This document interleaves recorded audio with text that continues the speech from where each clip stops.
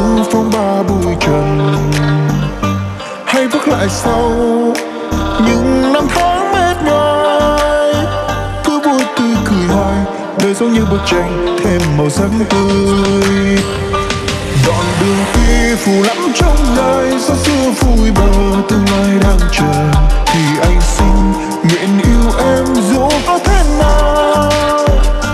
Nàng hương hoa tỏa khắp những dòng nắng khi nhẹ nhàng chờ em đến, có em bên đời thấy ôi sao bình yên.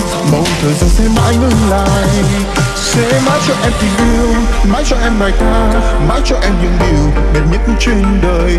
Ngàn vì sao sẽ minh chứng tình anh gửi em. Mong đến khi ta gặp nhau, những đêm hôn tặng em, trái tim sẽ chung nhịp từ phút giây này. Mong ta mãi bên nhau, nguyện sẽ không thay đổi lòng.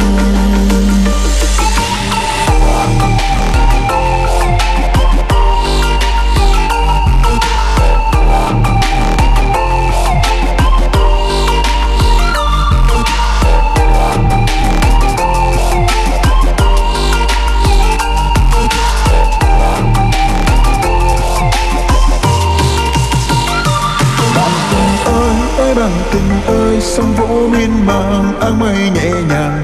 Bạn tình ơi, ơi bạn tình ơi, sưởi ấm trong nắng chan hòa.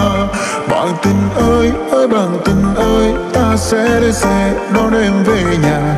Bạn tình ơi, ơi bạn tình ơi, sẽ không rời xa.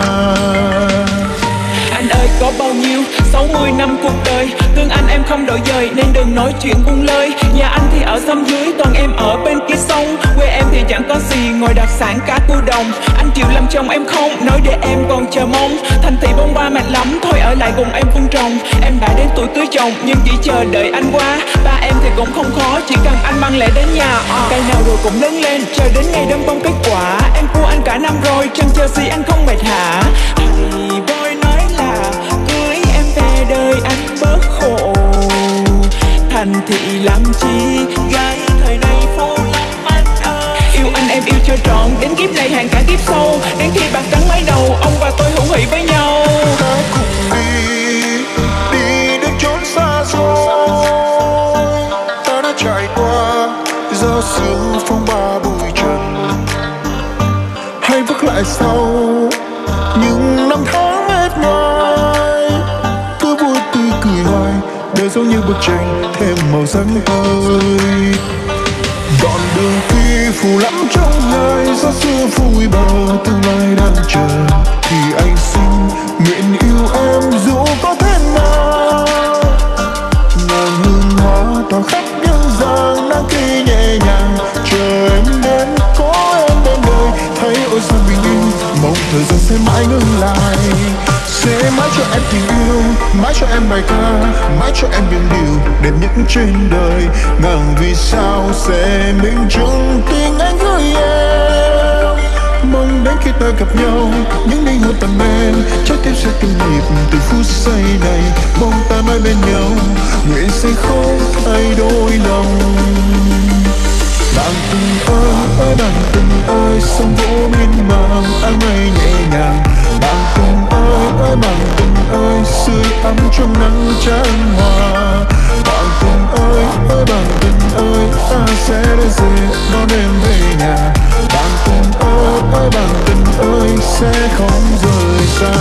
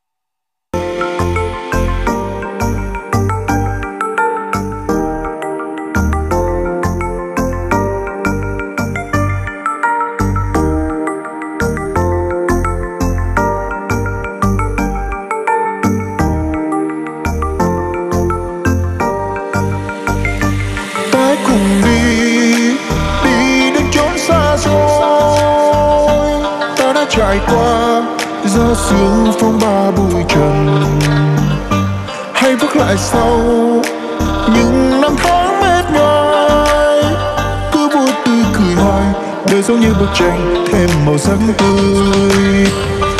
Đoạn đường tuy phù lắm trong gai, gió xưa phủi bờ tương lai đang chờ, thì anh xin nguyện yêu em dù có thế nào.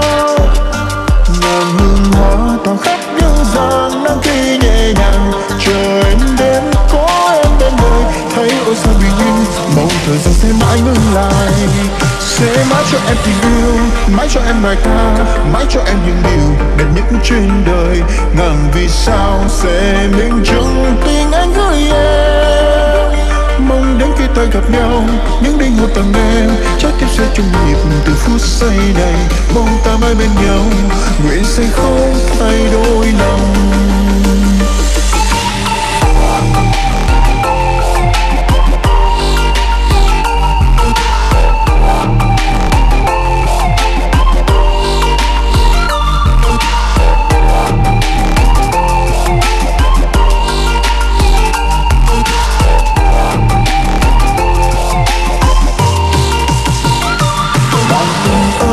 Bạn tình ơi, sóng vỗ miên man áng mây nhẹ nhàng. Bạn tình ơi, bạn tình ơi, sưởi ấm trong nắng chan hòa. Bạn tình ơi, bạn tình ơi, ta sẽ đến xe đón em về nhà. Bạn tình ơi, bạn tình ơi, sẽ không rời xa.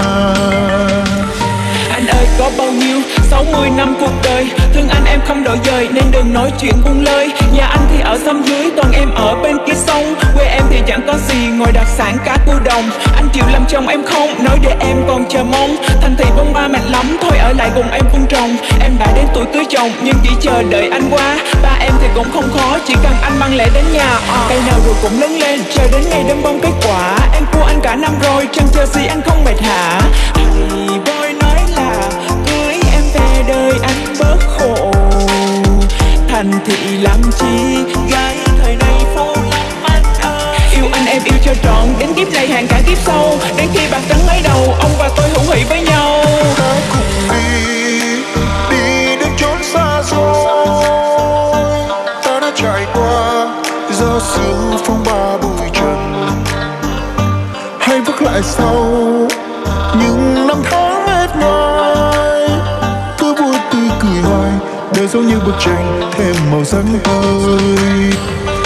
Đoạn đường tuy phù lắm trong gai, gió xưa phủi bờ tương lai đang chờ, thì anh xin nguyện yêu em dù có thế nào. Ngàn hương hoa tỏa khắp những dòng nắng khi nhẹ nhàng, chờ em đến có em bên đời, thấy ôi sao bình yên, mong thời gian sẽ mãi ngừng lại. Sẽ mãi cho em tình yêu, mãi cho em bài ca, mãi cho em những